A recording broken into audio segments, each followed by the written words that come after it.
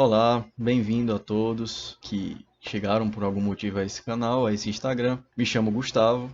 Este é meu primeiro vídeo, então eu peço-lhes um pouco de benevolência ao assistir-me, porque eu sou novo nesse tipo de coisa, né?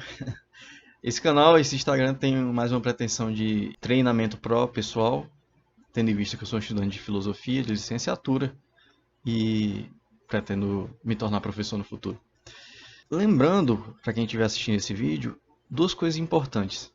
Primeira, para quem quiser mais informações sobre o conteúdo que eu vou trazer aqui, sobre as análises e tudo mais, se você estiver assistindo pelo YouTube, você vai lá no meu Instagram, que está na abertura, certo? E na descrição também.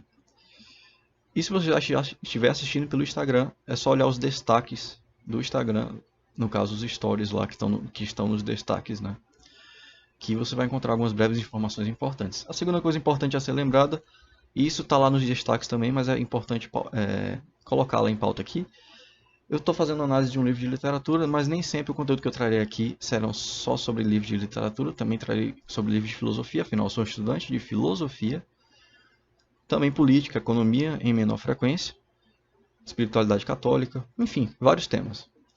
E algumas vezes eu trarei temas de cultura pop, apesar de com menor frequência.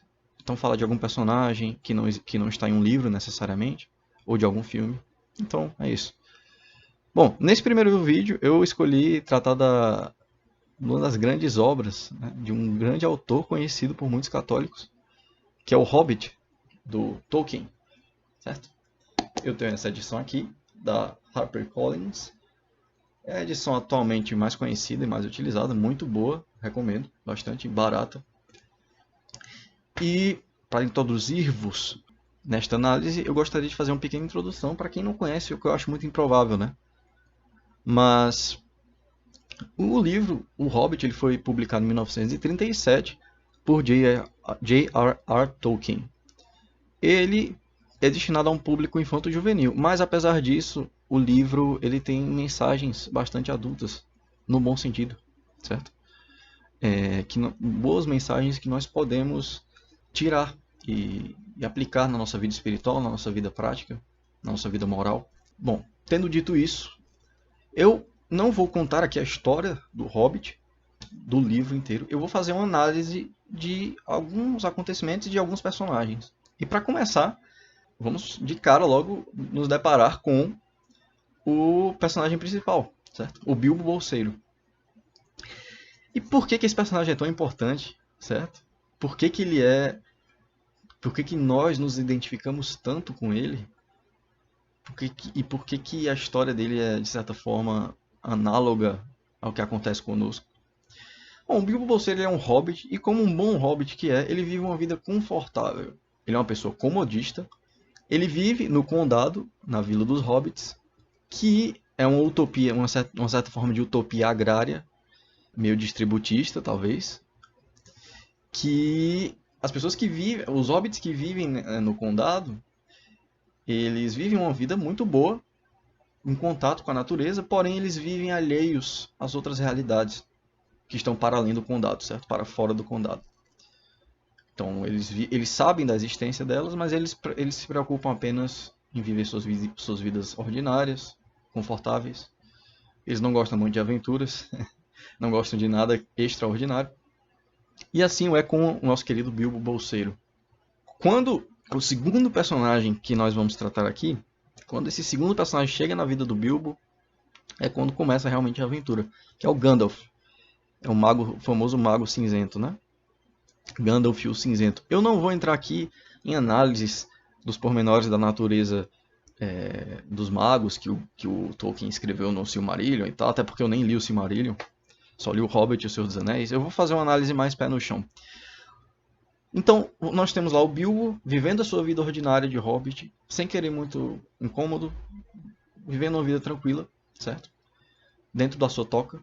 E o Gandalf chega como esse sujeito, como esse personagem que mostra a vocação do Bilbo. Então ele vem para chamar o Bilbo, certo? Isso já todo mundo conhece, uma vocação vem do latim vocare, né, que é chamado. Então Gandalf é esse personagem que ele vem chamar, vem iluminar e dizer qual é a vocação do Bilbo. Ele não chega sozinho, ele chega com os 13 anões, certo? Que no livro é chamado de anãos, mas eu prefiro chamar anões. Ele chega com os 13 anões, que já são um grande incômodo para o Bilbo, ainda mesmo estando no condado. E uma vez convocado para essa aventura, o Bilbo aceita a seu contragosto, certo? E vai e sai nessa aventura com Gandalf e os anões. E aproveitando que eu já citei os anões, eu gostaria de chamar a atenção para um aspecto muito interessante deles. Não vou tratar de nenhum específico, talvez só do Thorin, que é o rei. Mas já que eu estou tratando das características e analisando cada personagem, né, vamos fazer uma análise dos anões. Então os anões, eles viviam na Montanha Solitária, certo? Eles são uma raça, né, que costumam viver dentro de montanhas, escavando e acumulando riquezas. E eles vivem normalmente dentro de montanhas, né, debaixo da terra. O que acontece é que alguns anos antes, o Smaug, que é um dragão, veio do norte e ele destruiu a Casa dos Anões, no caso, a cidadela dos Anões, na Montanha Solitária. Também destruiu outras cidades dos humanos por perto. E os anões que sobreviveram, eles se tornaram como que exilados, certo? Peregrinos, digamos assim. Eles não têm mais pátria, né? Não têm mais casa. E já aí nós encontramos uma outra analogia com nossa vida, dessa vez mais profunda, né? Se com o Bilbo nós nos identificamos pelo fato dele ser um sujeito ordinário, como na maioria das vezes todos nós somos, que gosta do conforto, como todos nós gostamos, os anões, eles representam essa realidade certamente espiritual, mas no sentido católico, certo? De exílio, uma realidade de uma pessoa que peregrina por uma terra estranha, quando na verdade a casa dela, a pátria dela, está em outro lugar. Em que sentido eu digo isso? Ora, todos nós católicos sabemos que a nossa pátria não é neste mundo, certo? É na Jerusalém Celeste, digamos assim, no céu, junto com Deus. E, de uma certa forma, a questão de um dragão ter vindo e roubado os bens dos anões e os expulsado da pátria deles, remete-me à história do Gênesis, certo? Ao fato do Gênesis, ao fato da queda dos homens. Então veja, você tem uma serpente, que também é dragão de certa forma, afinal são nomes dados a um mesmo sujeito, a uma mesma pessoa, que seria o demônio. E ele vai lá e tenta o homem, certo? Expulsa o homem do paraíso. Então o homem, a partir desse momento, ele se afasta de Deus e ele vira um exilado, de alguma forma, um peregrino. Então o mesmo se dá com os nossos anões. Então eles caminham, vagando pelo mundo, com a intenção, claro, de retornar à pátria deles. E, da mesma forma que Deus não abandona o homem, os anões também não ficam abandonados, pois providencialmente eles têm o suporte e o apoio do Gandalf, certo? Que é uma espécie de profeta, né? Ele representa o Cristo profeta, né? Que organiza, que justamente que profetiza, mas também que organiza todas as raças, né? Que ele dá a direção, ele chama as pessoas para as vocações delas, certo? Ele indica o caminho. E os anões não estão só. E eles precisam do Hobbit.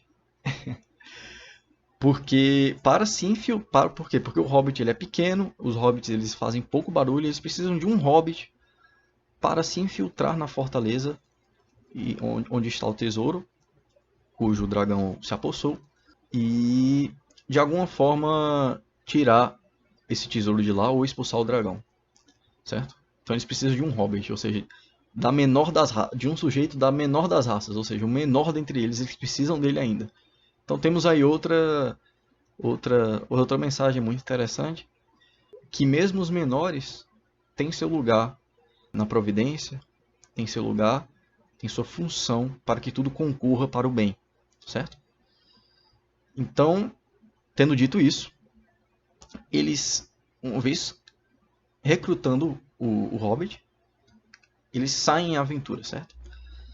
E claro, até quase o final da aventura, o Bilbo vai estar sempre se reclamando e sempre querendo estar em casa, mas ele aceitou, né, aventurar-se, aceitou sua vocação. Enfim, eles passam no livro por diversas situações complicadas e diversas aventuras e tudo mais. Eu gostaria de chamar a atenção para um evento em específico, que é quando eles estão na caverna dos orcs e o Bilbo ele se perde dos anões e ele fica numa caverna com um Gollum, certo? E eu gostaria de chamar a atenção, por que eu falei sobre esse evento? Justamente para chamar a atenção sobre a figura do Gollum. Então até aqui nós falamos do Bilbo, do Gandalf, dos anões. O Gollum é uma figura importantíssima, certo? Ou o Sméagol, né? Porque ele também representa algo. Ele não está ali por acaso. Principalmente você vê isso mais claramente na história do Senhor dos Anéis. Ele não está ali por acaso. O Gollum, uma vez detentor do Anel do Poder, isso nem é tão desenvolvido no Hobbit, né? Mas dá para perceber já. Uma vez ele detentor do Anel do Poder, né? Do Anel.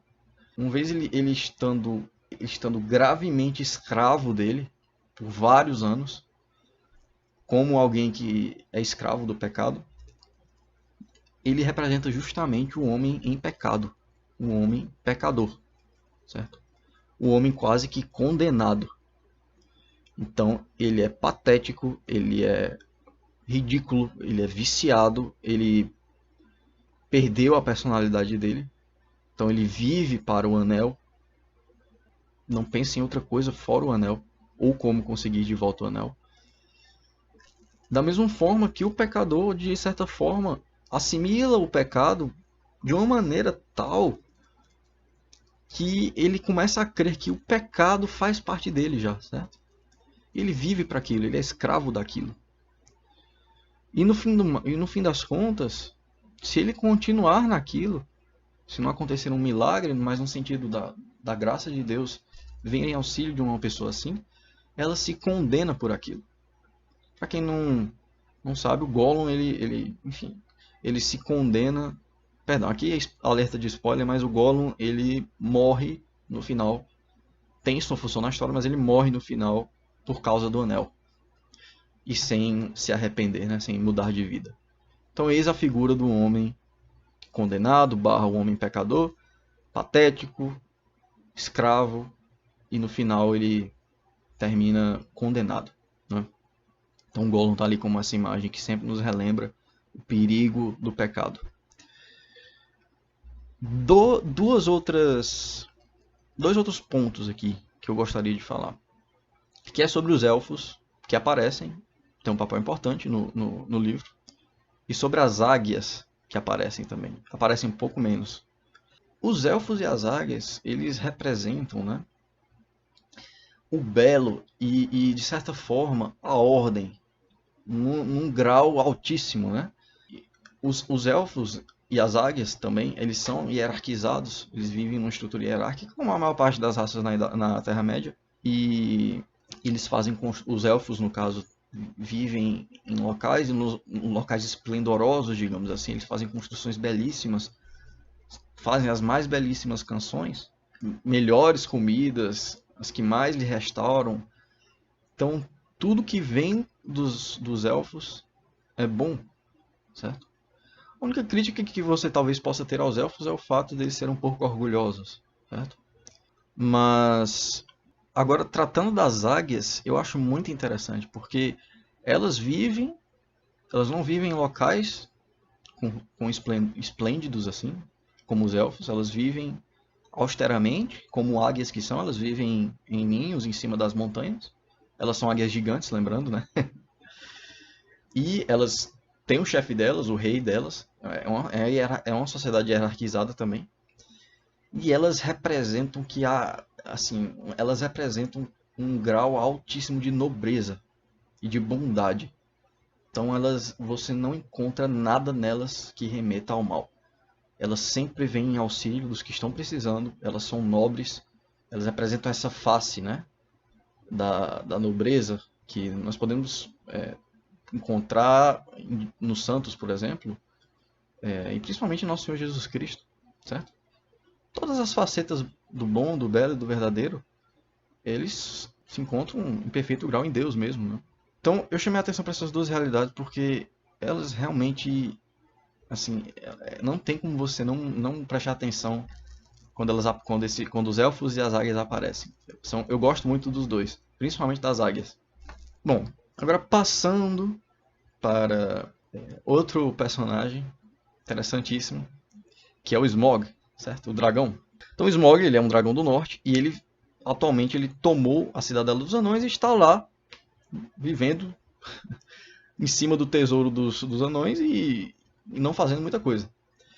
Então nele você encontra essa espécie de orgulho por ser um dragão gigante, né? Então ele vai ter vários títulos, né? O temível e tudo mais. Então você encontra nele o orgulho, você encontra nele a vaidade de certa forma, uma vida tíbia, porque ele vive deitado em cima de tesouros que ele nunca irá utilizar. Ou seja, o tesouro dos anões é enorme, então eles têm ouro em abundância. E o dragão nunca vai utilizar aquilo, nunca utiliza. Afinal de contas, ele é um dragão. E ele fica em cima ali do tesouro deles. Ou seja, é interessante nós notarmos isso, né? Porque o dinheiro é apenas um meio para se chegar a um fim, certo? Então quem se torna escravo do dinheiro é um dos piores dos escravos, né? Dos tesouros, digamos assim, porque ele virou escravo de um mero meio para atingir um fim, não é nem um fim em si. Então tá lá o Smaug representando, pela análise que eu fiz, né, ele representando esse lado orgulhoso do ser humano, esse lado vaidoso, esse lado tíbio, avarento, muitas vezes, né? E o interessante é que ele tem a fraqueza dele é uma escama que saiu dele na região do coração. E isso é interessantíssimo, isso tem sua explicação também, certo? Porque é justamente o ponto fraco dele, o ponto fraco do orgulhoso, né? Está no coração dele, certo? Se nós entendermos o coração como vontade, né?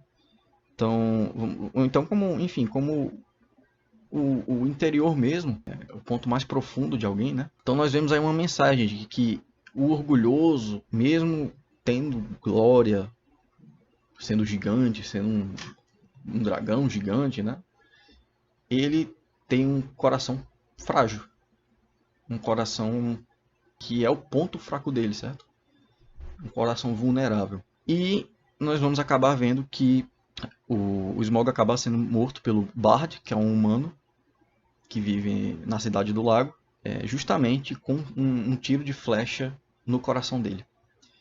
Então, o orgulhoso que nunca se atentou, ele fala, né, que ele fala bem de suas escamas, né, que elas são como uma armadura, mas o orgulhoso que nunca se atenta para a pequena falha que existe na armadura dele e que ali causa a ruína dele, certo?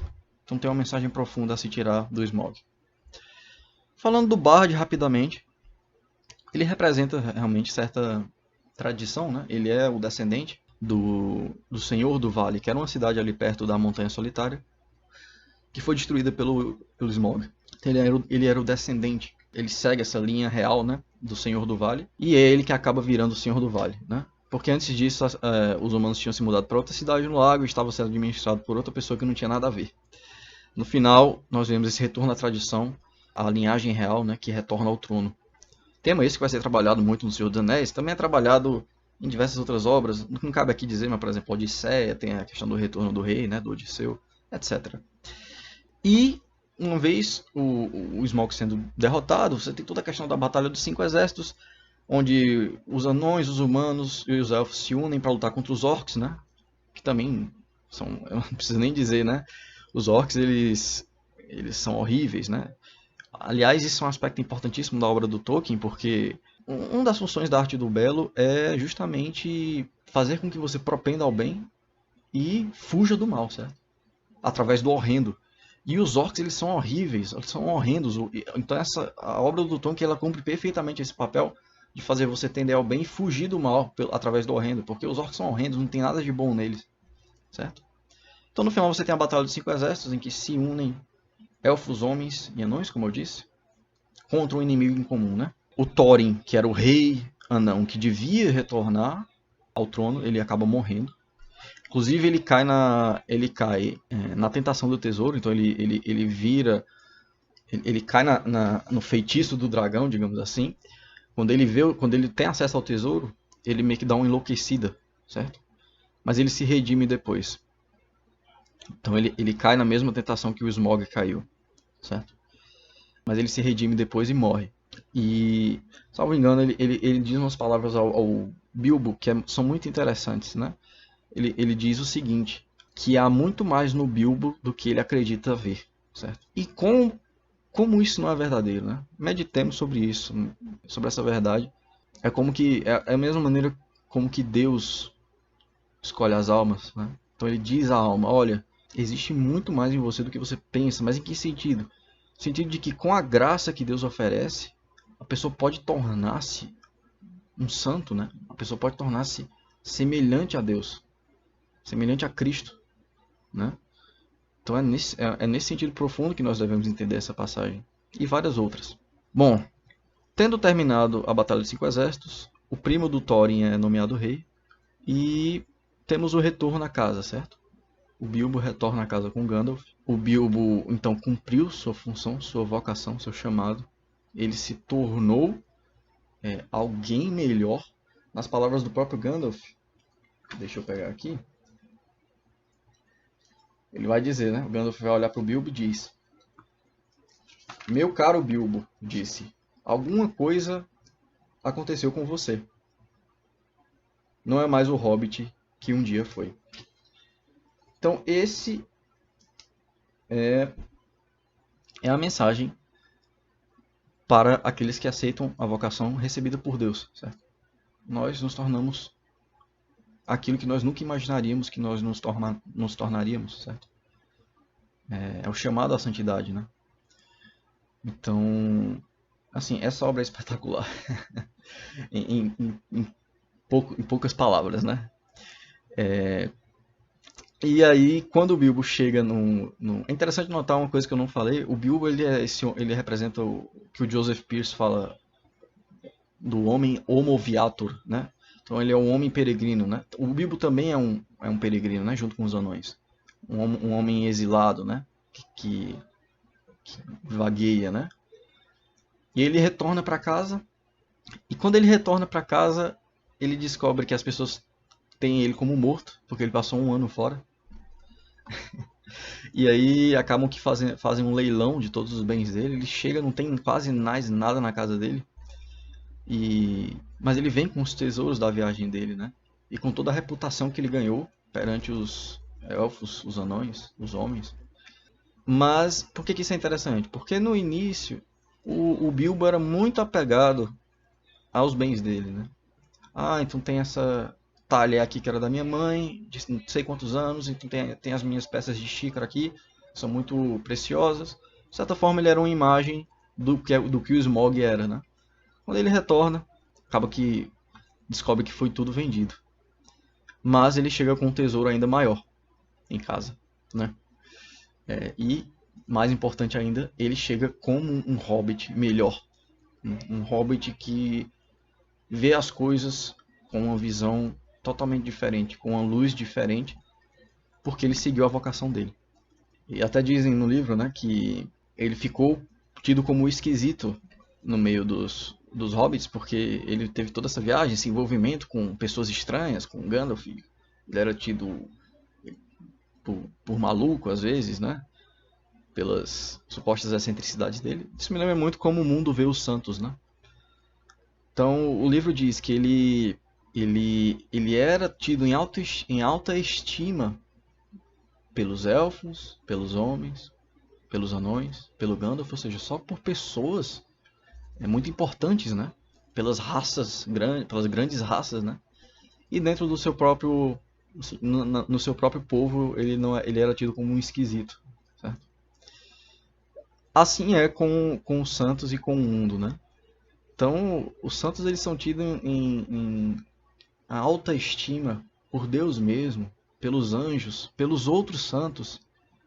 Para o mundano, no entanto, o santo ele é apenas um esquisitão, um maluco, alguma coisa do tipo. Outra coisa que eu percebi na obra. Bom, para terminar, eu gostaria de ler uma parte aqui do final, última página do livro, da história do livro, né? Que o Bilbo não entendeu muito bem essa questão da providência, né? E o Gandalf dá um puxão de orelha nele, né?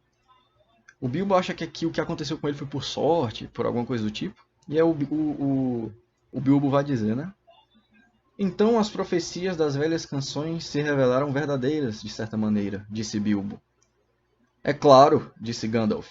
E por que não se mostrariam verdadeiras? Certamente você não deixa de acreditar nas profecias porque houve uma mãozinha sua para concretizá-las, não é? Você não supõe que todas as suas aventuras e escapadas foram guiadas por mera sorte, só para o seu próprio benefício, supõe?